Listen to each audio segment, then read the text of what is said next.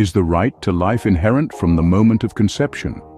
Or does a woman's right to bodily autonomy supersede this? This question has sparked intense debate and discussions across the globe. It is a question that does not just pertain to the moral and ethical aspects of life, but also to the societal norms and legal frameworks that govern us. It is a question that probes into the depth of humanity, asking us to define what it means to be alive and what it means to have rights. The abortion debate is not a new one.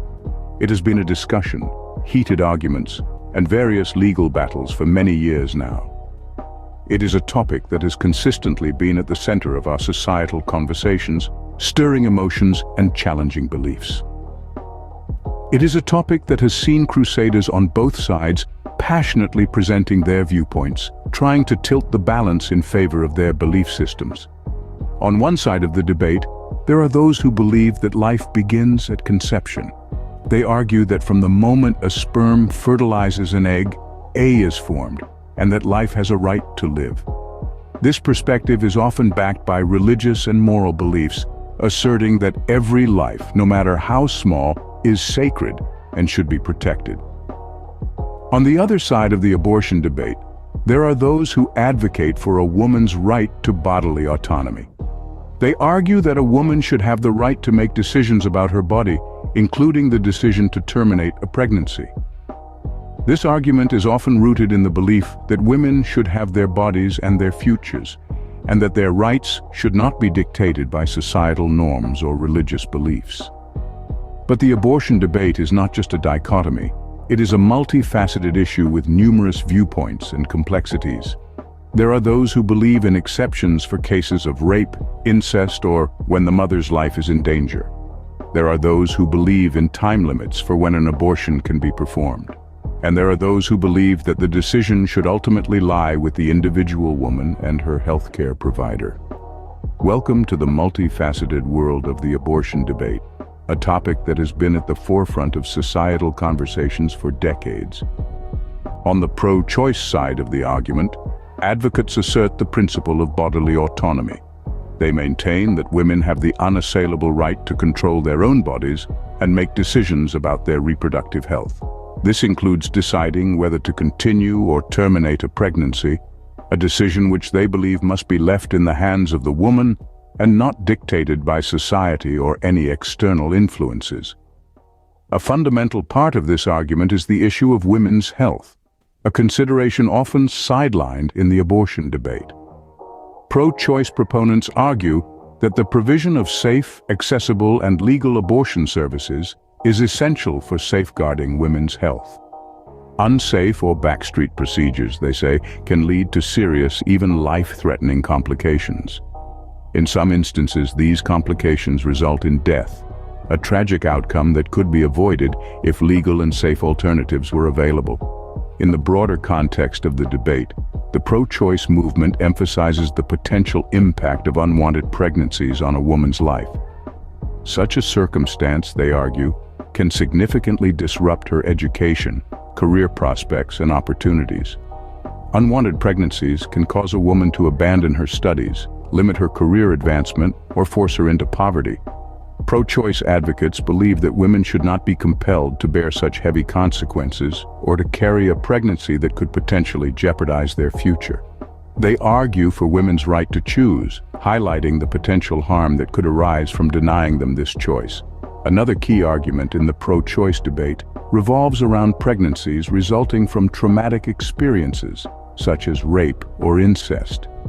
Advocates argue that victims of such acts should not be obliged to carry the resultant pregnancy, a burden that could compound their trauma and suffering. They assert that forcing a woman to continue a pregnancy under these circumstances is not just ethically wrong, but it can have severe psychological consequences. Furthermore, within the pro-choice camp, there is a strong call for a shift in focus towards prevention.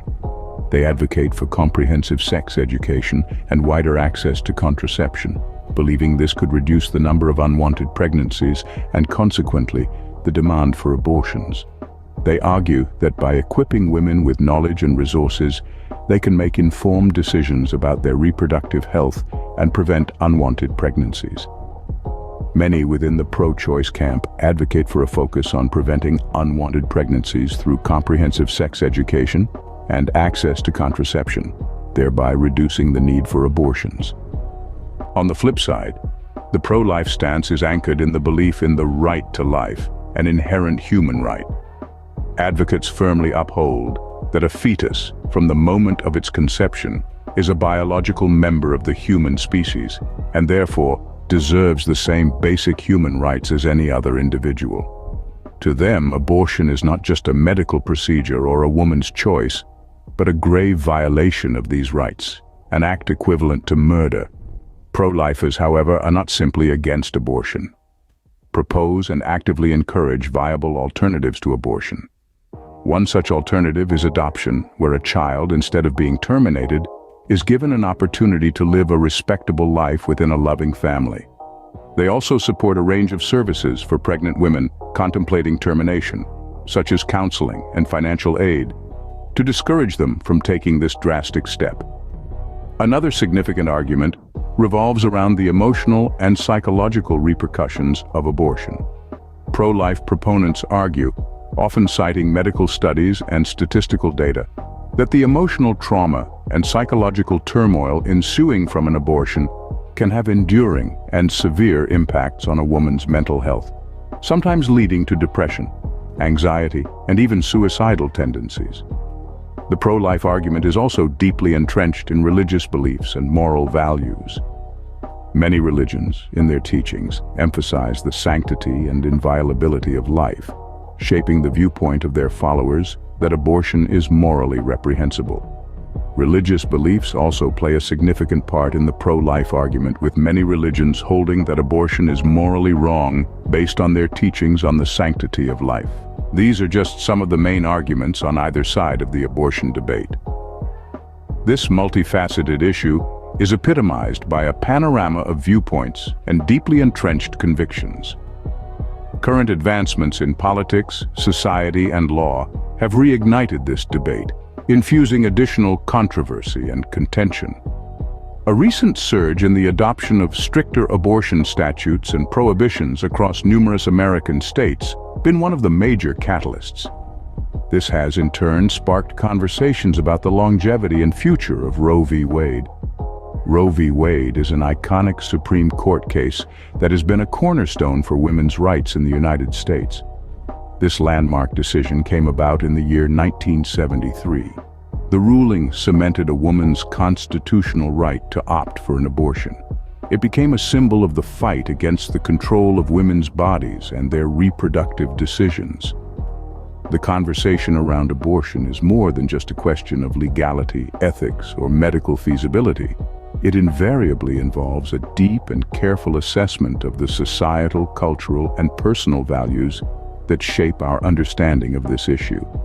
Each side of the debate is a reflection of these deeply ingrained beliefs, a testament to the array of human thought and emotion. The abortion debate is not just about individual opinions or beliefs. It is a dialogue that encapsulates our collective values, attitudes, and principles, thus facilitating respectful discussions based on factual data, and a nuanced understanding of the intricacies involved becomes a matter of immense importance.